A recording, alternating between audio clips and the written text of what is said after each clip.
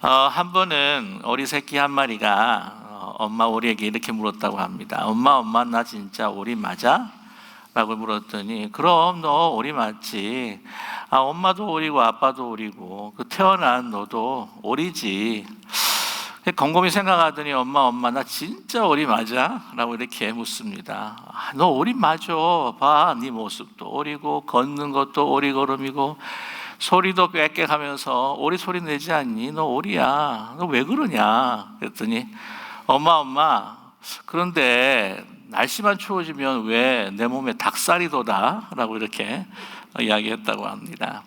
아마 들으신 유머라고 생각하면서 좀 썰렁했지요. 그러나 이 오리 새끼는 아주 심각한 정체성의 혼란을 가지고 있었을 것입니다.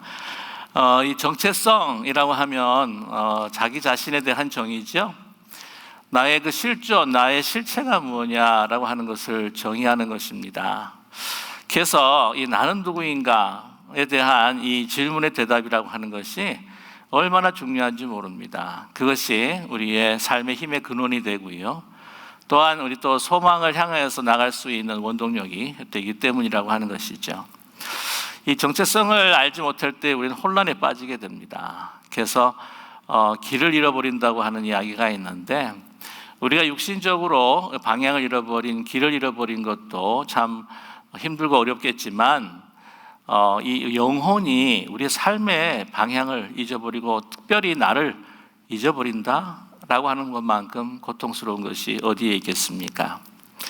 그리고 이 정체성이 변할 때 내가 분명히 나라고 믿었었는데 아니 이게 내가 아닐 때에 오는 그 허무, 또 깊은 공허, 그거로 하여금 정말 깊은 탄식에 빠지게 될 때가 있다고 하는 것이죠. 그래서 우리 정말 인생에서 중요한 질문이 바로 정체성, 나는 누구일까? 이 문제에 있어서 참으로 복된 것은 우리 그리스도인들은 그 정체성, 변하지 않은 영원한 정체성을 우리는 가지고 있다고 하는 것이죠. 어떤 상황이 있다고 할지, 어떤 상황으로 우리가 처하고 또한 우리의 환경이 변한다고 할지라도 변하지 않는 분명한 것은 우리가 예수 그리스도 안에서 우리는 하나님의 자녀라고 하는, 하나님의 아들과 딸이라고 하는 분명한 진리, 이 정체성을 여러분 가슴 깊이 새기고 잊지 않는 우리 모두가 되기를 간절히 원합니다. 그런데 이런 정체성을 가장 많이 공격하는 것이 바로 사단입니다. 세상을 통해서, 우리 주위의 사람들을 통해서, 그들을 이용해서, 또한 우리 자신의 음성을 통해서 이 정체성에 대해서 자꾸 의혹을 가지게 하는 것이 사탄이라고 하는 것이죠. 그래서 믿음이 떨어지고 낭망하고 절망하도록 그렇게 우리를 동요케 하고 미혹하게 하는 것이 바로 사탄입니다.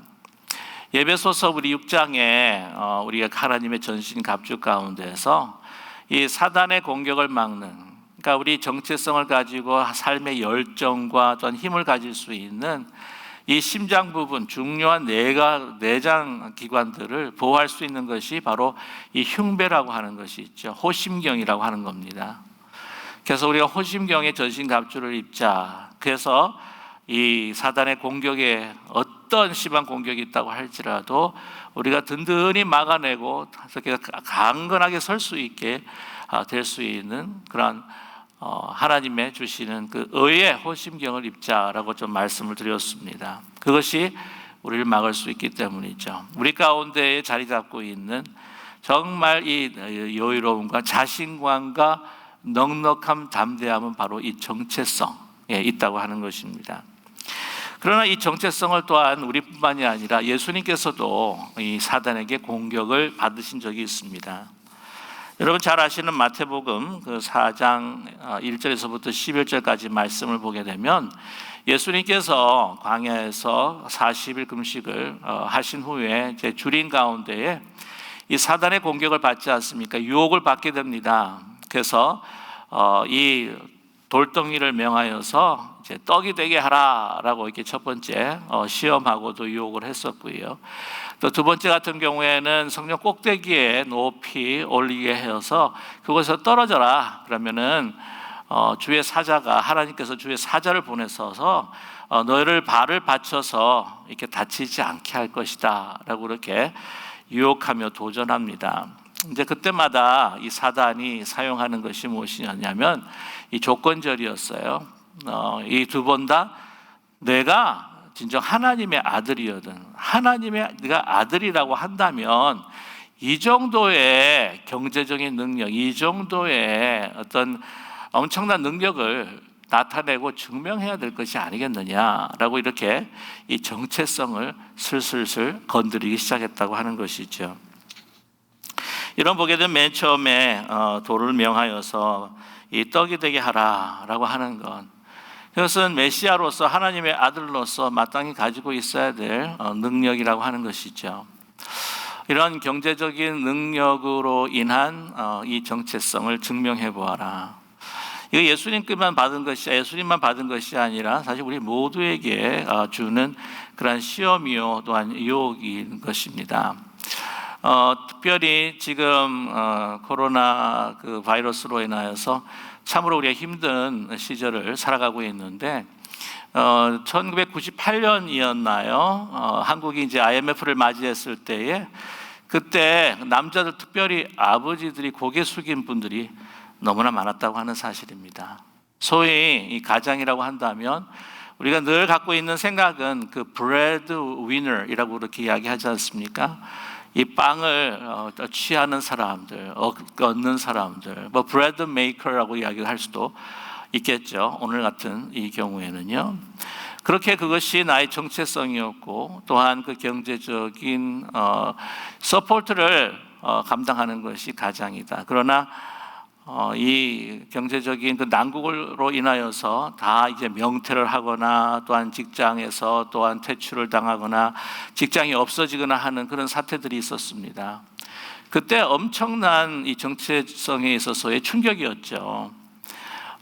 본인이 그 자리를 박탈당했을 때, 또한 사회에서 또한 직장에서 가지고 있었던 자기가 있는 그 직분들로 자기를 정의를 하다 그것이 다 사라져버리고 말았을 때 나는 누구인가라고 하는 그 혼란에 빠지게 될 수밖에 없었습니다. 그리고 가장이라고 하는 그 역할, 브레드 위너라고 하는 그러한 역할을 이 상실을 해버리고 말았을 때 과연 나는 누구인가? 그것으로 인해서 마음 편하지 못할 때에, 그리고 가족들의 눈치가 보였을 때에 밖으로 헤매면서 나는 그냥 아버지가 아니었고 그냥 돈을 만드는, 돈을 버는 그러한 기계였나? 하나의 부속품이었나? 가정뿐만 아니라 사회에서도 그런 존재였나라고 하는 생각이 밀려 들어올 때에 자신을 잊어버리고 말게 된다고 하는 것이죠. 그러므로 인해서 나중에 방황하다가 극단적인 선택을 하시는 경우도 참 많았습니다. 그게 사회적인 많은 무리가 생겼고 또 문제가 되었던 것을 우리는 너무나 잘 기억하고 있습니다. 시절이 힘들고 어려울 때마다, 경제적인 곤핍을 당할 때 이렇게 자기 자신의 정체성을 잃어버리는 경우가 있다고 하는 것이죠. 그러나 예수님께서는 분명히 말씀하셨습니다.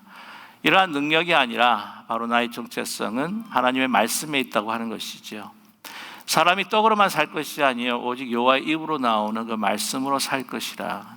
그 하나님 말씀이 나의 정체성이 되고 나의 생명이 되고 삶이 된다고 분명히 선포하셨습니다. 뿐만 아니라 내가 성전 꼭대기에서 그 수많은 사람들이 모여있는 광 가운데에서 떨어질 때에도 하나도 다치지 않고 털끝도 다치지 아니하고 내가 안전하게 이렇게 내려올 수가 있다면, 슈퍼맨처럼 말이죠. 그러면 사람들이 환호할 거다. 대단한 능력을 가지고 있구나. 너를 따르게 될 것이다. 요즘 같아서는 뭐 수백 수천만 명의 팔로워들, 트위터나 아니면 인스타그램의 팔로워들이 너를 따라올 것이다. 그 정도 돼야 하나님의 아들 또한 메시아라고 하는 그 자격이 있지 않겠는가라고 하는 그러한 부분들을 사탄은 이 예수님의 그 마음을 건드리기 시작했다고 하는 것이죠.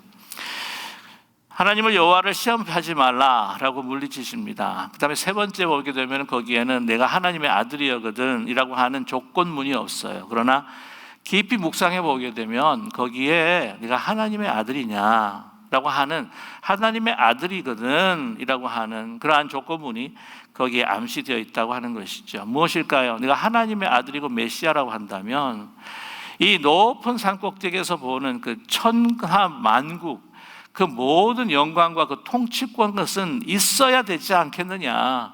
그것도 없으면서 내가 무슨 하나님의 아들이냐. 그거 내가 줄 수 있다. 내게 경배하면, 내가 무릎 꿇고 경배하면 내가 너에게 줄게 라고 유혹을 하게 되죠.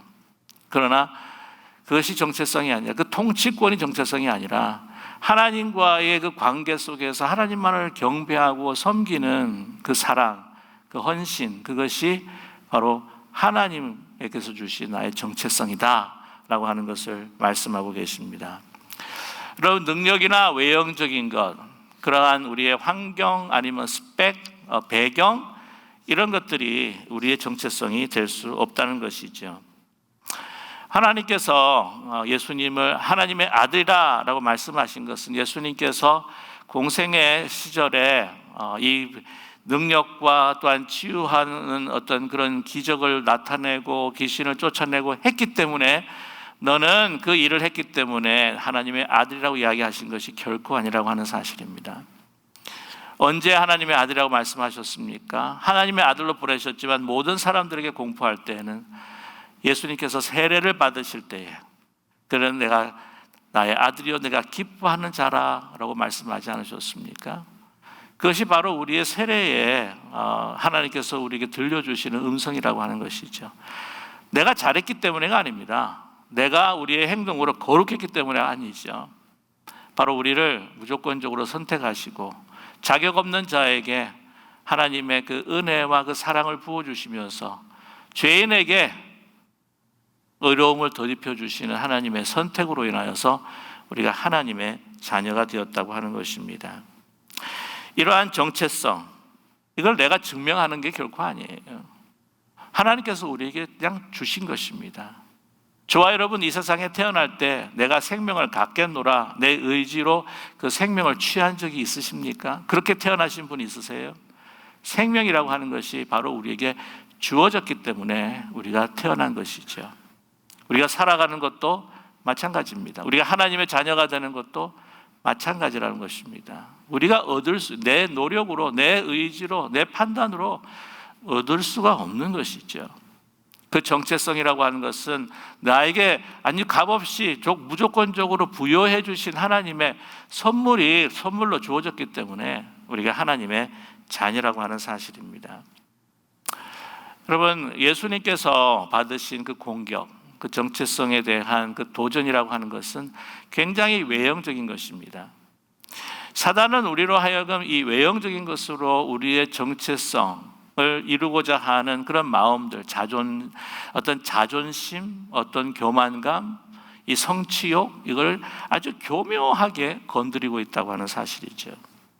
뭔가를 확실하게 내가 소유를 하겠다고 하는 것이 나 중심적인 활동과 행동을 통해서 내가 얻고 거머쥐겠다고 하는 우리 인간의 하나님을 떠난 독립적인 어떤 그러한 마음들을 계속해서 사단은 건드리고 있다고 하는 사실입니다.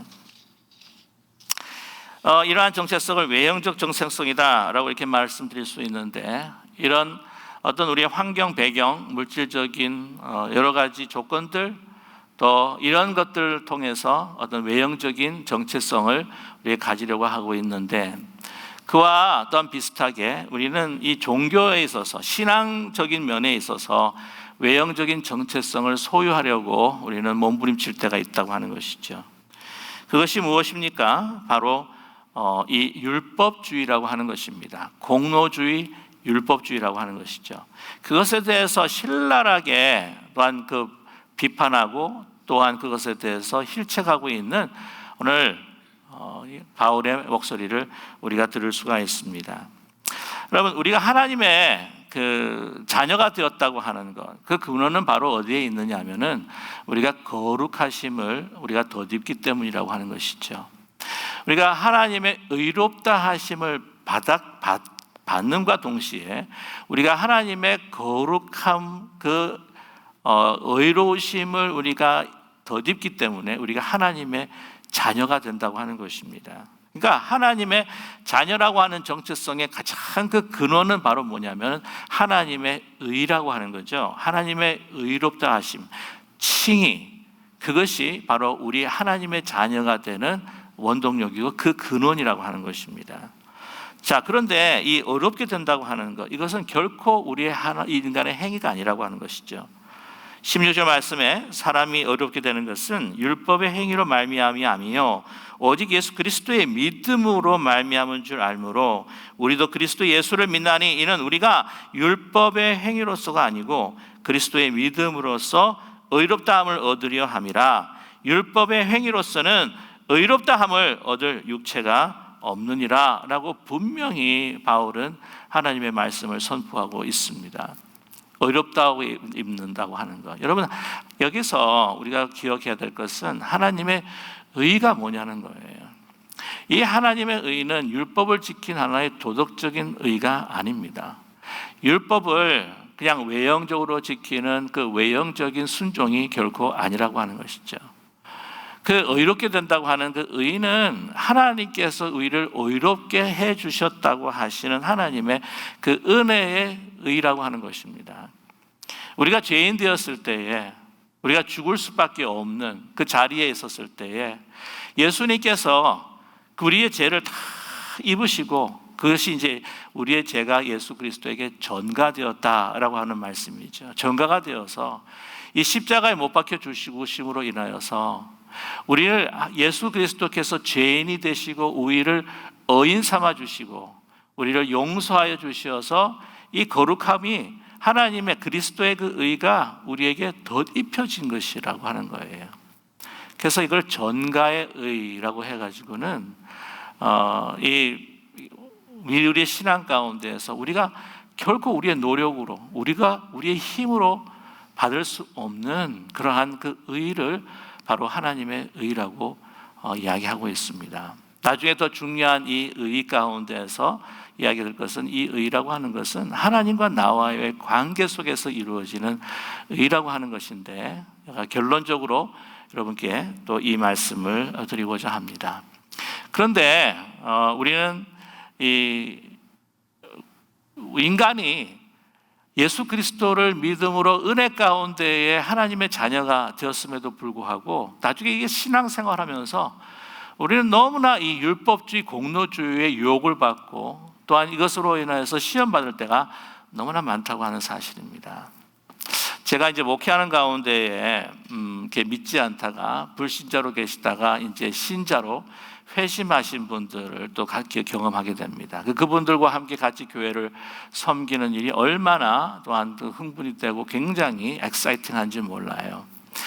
그분들 처음 믿을 때의 그 감격과 그 기쁨, 그것을 이제 고백하고 그것을 나누는데, 야, 정말 이것이 내가 목회하는 그러한 의미, 목회하는 그 보람이 있구나라고 하는 것을 느끼게 해줄 때가 참 많습니다. 그래서 그분들을 보면은요, 목사님, 제가 뭐 할 것이 없습니까?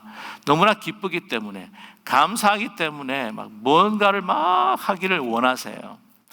그 봉사와 섬김이라고 하는 것은 굉장히 제뉴얼하고 굉장히 순수한 것을 볼 수가 있습니다. 그래서 기쁨으로 하시는 모습을 봐요. 교회 오는 것이 기쁩니다. 예배 드리는 것이 너무나 막 희락이 넘치고 즐거움이 넘치고. 그런데 쭉 시간이 지나면서 한 1년, 2년 직분을 받고 1년, 2년 이렇게 하다 보면은요, 이 믿음이, 그 기쁨이 떨어지는 것을 발견하게 된다는 것이죠. 맨 처음에 그것을 가지고 막 열심히 이제 일을 하세요. 일을 하면 주위 사람들이 너무 일을 잘한다, 정말 칭찬해주고, 그래서 막 그것이 뭐 기쁨으로 하는 건데도 불구하고 다른 사람들이 칭찬해주고 더 신이 나서 이제 일을 하는 겁니다. 일을 하는 가운데 이제 열심히 일을 하는데 시간이 지나가면서 이 주위에 일하지 않는 사람들이 보이기 시작하는 거예요. 그래서 가끔 찾아와서 이야기를 합니다. 아니, 목사님, 평집사도 사실 이렇게 열심히 일을 하는데 왜 저 오래 이렇게 믿으신 저 집사님은 아니 어떻게 저렇게 일도 안 하시고 이게 신앙생활을 제가 보기에는 굉장히 이렇게 편하게 하시는 것 같고 뭐 별로 이렇게 애쓰시지 않는 것 같고 왜 그런지 모르겠습니다. 벌써 이제 그 주위 사람들을 이제 평가하고 이제 비판하려고 하는 눈이 생기기 시작한다는 것이죠. 그와 더불어서 내가 이렇게 봉사하니까 하나님께서 나를 축복해 주실 거다. 그러니까 이게 어떻게 되냐면은 하나님의 말씀, 그 믿고 난 다음에 정말 이 하나님의 말씀을 대할 때에 너무 주옥과 같은 말씀, 이 말씀을 통해서 하나님이 나를 사랑하는구나 하는 것을 몇 번이나 확인을 하면서 그 기쁨이 넘치다가 이제 시간이 쭉 지나가게 되면은 이거 열정과 어떤 그런 기쁨이 떨어졌는지 모르겠지만 이런 생각이 든다는 거예요. 이 말씀을 내가 많이 보면 많이 볼수록 내가 더 믿음이 좋은 사람이고, 이 말씀을 더 많이 보면 볼수록 하나님께서 나를 축복해 주시겠지. 하나님과의 만남의 그 기도의 시간이 그 만남 자체로 그렇게 기쁘다가 이제는 기도를 하면 할수록 내가 이 기도하는 사람이기 때문에 내가 좀 더 다른 기도를 적게 하는 사람보다 내가 의로운 사람인가 보다. 또한 내가 기도를 많이 하면 할수록 하나님 기뻐하시고 더 많이 축복해 주시겠지. 소위 이거를 뭐라고 말씀을 드리자면요, 이게 은혜로 시작을 했다가 율법으로 끝나는 것이고 성령으로 시작했다가 소위 육체로 마치게 되는 신앙생활이 될 수 있다는 것입니다. 물론 그것들이 이제는 더 말씀으로 깨어지고 다시 새롭게 태어나는 그러한 과정들, 성화의 과정들을 우리가 경험을 해야 될 필요가 있는데, 저와 여러분이 오랜 동안의 그 신앙생활 가운데에 이러한 외형주의적인 정체성 그걸 가지고 지금 살아가고 있지 않는지 우리가 다시 한번 우리 자신을 점검해 볼 필요가 있어야 된다고 하는 것이죠. 특별히 고난과 아픔, 우리의 여러 가지 환경의 변화로 인하여서 내가 그런 신앙생활을 할 수 없을 때 나는 이제 하나님 떨어진 자인가, 나는 믿음이 적은 자인가 하는 어떤 그런 나의 의심 속에서 그 조건과 그 변화에 따라서 나의 정체성이 변할 수 있는, 그 반대로 또 교만해질 수 있는, 또 초라해질 수 있는, 그 롤러코스터를 타는 것처럼 이 고저를 왔다 갔다 하는 그런 혼란된 정체성, 신앙의 정체성을 가질 수 있게 된다고 하는 사실입니다. 그렇지 않다는 것이죠. 여러분, 그렇기 때문에 우리는 하나님께서 값없이 주신 그 은혜를 우리는 결코 놓치지 말아야 한다고 하는 것입니다. 그저 나에게 주신 하나님의 그 은혜, 내가 얻을 수 없는 것. 저와 여러분, 우리가 아무리 육체적으로 하나님 앞에 거룩하게 살려고 한다고 할지라도 인간은요, 하나님의 은혜와 거룩하신 성령이 우리 가운데 내주하시지 아니하시면, 그분이 우리를 이끌어가 주시지 아니하시면 우리는 거룩한 행위를 하나님 앞에 나타낼 수가 없는 존재입니다.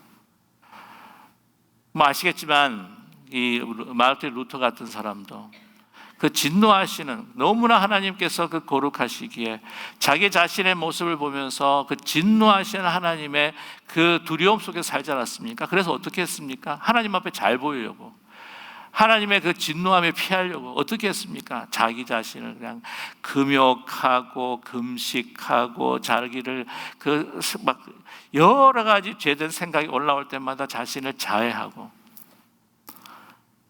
그가 어거스틴 수도원에서 그렇게 생활을 했지만 이 베네딕트 수도원 같은 경우에는 더 했다고 그러죠. 죄된 생각이 일어날 때마다 어떻게 했습니까? 이 눈보라치는 눈 쌓인 그곳에 가시덤불들이 이렇게 있으면 거기다가 맨몸으로 뒹굴었다고 하지 않습니까? 그런데도 그것이 가시지 않기에 그렇게 고행을 하고 금욕을 하고, 그것으로 얻어지는 의와 거룩함이 결코 아니라는 거예요. 우리는 하나님을 떠나서는 완전히 부패한 존재이기 때문에. 그렇기 때문에 오늘 주께서 바울을 통해서 말씀해 주고 있지 않습니까? 우리 자신, 내가 내 자신을 떠날 때에, 내 자신을 죽일 때에, 내 자신이 없어지고 나의 모든 그러한 행위와 생각과 그 안달함과 몸부림침을 다 내려놓고 완전히 나의 모든 것들을 주님 앞에 내맡기는, 주님과 함께 이 십자가에 못 박히는 경험이 우리에게 필요하다고 우리에게 말씀하고 계십니다. 16절 말씀이죠. 사람이 어렵게 되는 것은 율법의 행위로 말미암이 아니요 오직 예수 그리스도의 믿음으로 말미암은 줄 알므로 우리도 그리스도 예수를 믿나니 이는 우리가 율법의 행위로서가 아니고 그리스도를 믿음으로써 의롭다함을 얻으려 함이라. 율법의 행위로서는 의롭다함을 얻을 육체가 없느니라 라고 분명히 말씀하고 있습니다. 그리고 2장 20절에 굉장히 이 말씀 가운데 중요한 말씀이죠. 내가 그리스도와 함께 십자가에 못 박혔나니 그런즉 이제는 내가 사는 것이 아니요 오직 내 안에 그리스도께서 사시는 것이라. 이제 내가 육체 가운데 사는 것은 나를 사랑하사 나를 위하여 자기 자신을 버리신 하나님의 아들을 믿는 믿음 안에서 사는 것이라. 우리 사람들은 항상 자기가 살아있다고 하는 것을 증명하고 보이기를 참 원합니다. 내 생각, 내 판단, 내 표현에 사람들이 수긍해 줘야 되고 또한 내 활동과 내 행위가 또한 나의 자랑으로 또 드러나게 되고 다른 사람들과도 비교해 봤을 때 그것이 영적이든지 아니면 물질적이든지 내가 우월감을 느끼고 그래야 내가 살아있다. 나 살아있습니다. 그러나 진정한 삶이라고 하는 것은 나 자신이 살아있다고 하는 것을 떠나서 이제는 그리스도 예수 안에서 죽어야 진정한 예수 그리스도의 생명이 우리 가운데 들어오신다고 하는 것이죠. 그럼 우리의 인생이요, 정말 가장 큰 인생에서 큰 짐은 무엇일까요? 바로 나 자신이라는 생각이 들지 않습니까? 나 자신. 나 자신이 참 무거운 짐입니다. 여러분, 빅토르 프랭클이라고 하시는 분이 계세요. 아주 유명한 심리학자인데 그분이 아우슈비츠에서 생존하신 분입니다. 그 생존하고 난 다음에 그가 뭐를 주창을 했냐면은 로고테라피라고 하는 그 심리 중요한 그 치료 방법들을 우리에게 알려주셨습니다. 그게 뭐냐면 의미 치료죠. 사람은 이 의미가 있을 때에 살아갈 수 있는 그러한 힘이 생긴다. 아무리 고통스럽더라도 나에게 살아갈 의미가 느끼게 된다고 한다면 살아갈 수 있다는 것이죠. 그 의미가 바로 우리에게 정체성을 준다는 것입니다. 그런데 그가 발견한 것은 무엇인가? 이 아우슈비츠의 그 고통과 정말 죽음의 그 절망 가운데 있었을 때 그 삶을 포기하는 사람들도 있었지만 그러나 포기하지 않고 그 삶을 하루하루 있게 살아가는, 힘있게 살아가는 사람들이 있었다는 것이죠. 어떤 사람이냐? 그것은 자기 자신, 자기가 좀 고통스럽지만 자기 자신을 떠나 다른 사람들의 고통을 보면서 그 사람들과의 진정한 관계를 맺고 하루하루 순간순간 그들과 함께 살아가는 그러한 사람들, 그것에 있어서 그 관계에 있어서 그들과의 삶을 나누면서 그 고통을 함께 같이 나누는 진정한 그 관계를 통해서 의미를 가지게 되더라라고 하는 것이에요. 그러면서 이분이 뭐라고 이야기하냐면 우리 삶에 정말 회복하기 원하고 정말 치유되기 하기를 원한다면 self detachment, 그게 무엇이냐면 자기 뭐라고 표현하면 좋을까요? detachment라면 이게 떨어진다고 하는 것인데 self detachment, 자기 이탈이라고 그래야 되나요? 자기를 넘어서는 것. 우리의 진정한 정체성과 의미는 자기의 가장 짐이 되고 감옥이 되고 노예화될 수 있는 자기 자신에 대한 self-detachment, 자기를 떠나서 자기의 삶을 떠나서 이제 예수 그리스도 함께 죽고 또한 예수 그리스도와 함께 죽을 때에 이 예수 그리스도와 함께 죽는다고 하는 그 의미가 바로 이 self-detachment, 자기 이탈이라고 하는 의미가 있지 않겠습니까? 그러면서 예수 그리스도와의 진짜 깊은 사랑의 관계, 그가 사랑하심으로 우리를 위해서 대속해 주신 그 사랑으로 말미암아 우리가 의롭게 되었다고 하는 것인데 그 관계 속에서 깊이 들어갈 때, 연합할 때 바로 예수 그리스도의 그 사랑을 통한 의가 바로 내 의가 되면서 그것은 예수 그리스도께서 하나님의 아들이 되신 것처럼 바로 그 아들이, 그 아들 되심이 나에게도 전해지고 예수 그리스도와 연합하고 사랑할 때에 바로 내가 하나님의 그 흔들리지 않는 정체성, 그 하나님의 자녀가 된다고 하는 분명한 사실을 오늘 우리에게 선포해 주고 계십니다. 우리가 신앙적으로, 우리가 물질적으로 뭐 조금 낫다고 생각하면 우리는 교만하고, 좀 힘들고 어렵고 좀 부족하다고 그러면은 너무나도 초라해지고, 이러한 널뛰기 하는 것 같은 그런 정체성이 아니라, 저와 여러분 예수 그리스도에 연합할 때 우리 자신을 이제는 다 내려놓고 나의 모든 미래, 나의 모든 삶, 나의 모든 생각, 뜻, 판단, 소망, 이 모든 것들을 십자가에 못 박는, 모든 것들을 하나님 주님 앞에 십자가에 내려놓고 온전히 주님 안에 깊이 연합하여서 나를 위해서 그 주신 그 은혜와 사랑, 그리고 하나님의 그 자녀됨, 그 정체성을 우리 가슴에 강단히 그 의를 붙이고 어떤 사단의 공격에도 이겨내고 극복하고 승리할 수 있는 그런 우리 모두가 될 수 있기를 간절히 소망합니다. 저와 여러분, 하나님의 그 사랑과 그 의는 우리를 결코 떠나지 않으십니다. 우리의 행동에 따라서, 환경에 따라서 변하는 것이 결코 아닙니다. 사단은 우리로 하여금 우리를 계속해서 공격하면서 네가 정말 하나님의 축복받은 자냐? 내가 정말 하나님의 선택받은 하나님의 아들이 딸이냐? 너 상황을 봐라. 하나님의 아들, 하나님의 자녀로서, 딸로서 살아갈 정도면 이렇게 살지는 않아야 되지 않겠느냐? 혹시라고 이렇게 우리에게 도전하고 있지는 않습니까? 또한 오해 행위를 부추기면서 우리의 행동으로 모든 일을 헤쳐나갈 수 있다고 하는, 이것은 믿음이 아니라 불신으로, 이거는 은혜로 시작했다가 이 율법으로 끝나고, 이거 성령으로 시작했다가 또한 육체로 끝나게 하는 그런 미혹되는 길로 사단은 우리를 인도하려고 하는 것은 아닙니까?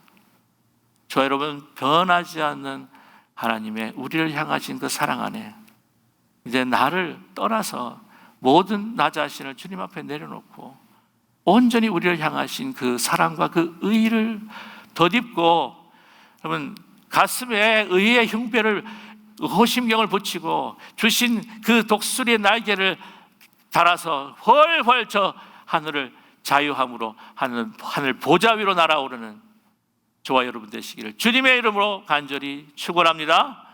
기도하겠습니다.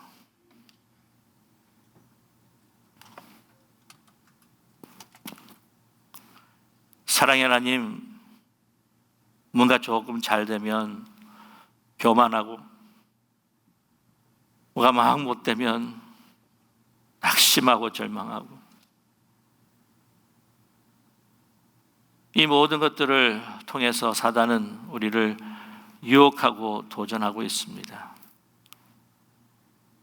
절망으로 인도하든지 교만으로 인도하든지, 온전히 하나님 중심의 역사가 아니라 나의 중심의 행동을 통하여서 우리를 미혹하게 하려는 그 사단의 계율과 그 공격에서부터 이제 온전히 예수 그리스도께서 이루신, 우리에게 주신 하나님의 의의 호심경을 붙이고 담대하게 어떤 상황도 극복하고 이기며 승리할 수 있는 우리 모두가 되게 도와주시옵소서. 사랑의 하나님, 아무리 세상이 험해도 주님께서 우리를 버리지 아니하시고 예수 그리스도를 주시기까지 우리를 사랑하셔 주신 하나님께서 우리에게 가장 선한 것을 주시고 가장 귀한 길로 인도하여 주실 것이라고 하는 분명한 믿음과 정체성에 우리 굳건히 설 수 있는 우리 모두가 되게 도와주시옵소서. 나 자신이 짐이 되어 또한 노예가 되고 무거워 날지 못하는 저희들이 되지 않게 하시고, 독수리 창공을 날아오르는 자유함과 분명한 정체성을 통해서 하나님 보좌 위로 하나님 앞에 경배하며 이 세상의 모든 하나님께서 주신 그 능력과 권세를 우리가 엑서사이즈하며 주님의 주신 그 권세를 따라 살아가는 우리 모두가 될 수 있도록 축복하여 주시옵소서. 예수 그리스도의 이름으로 간절히 기도드립니다. 아멘.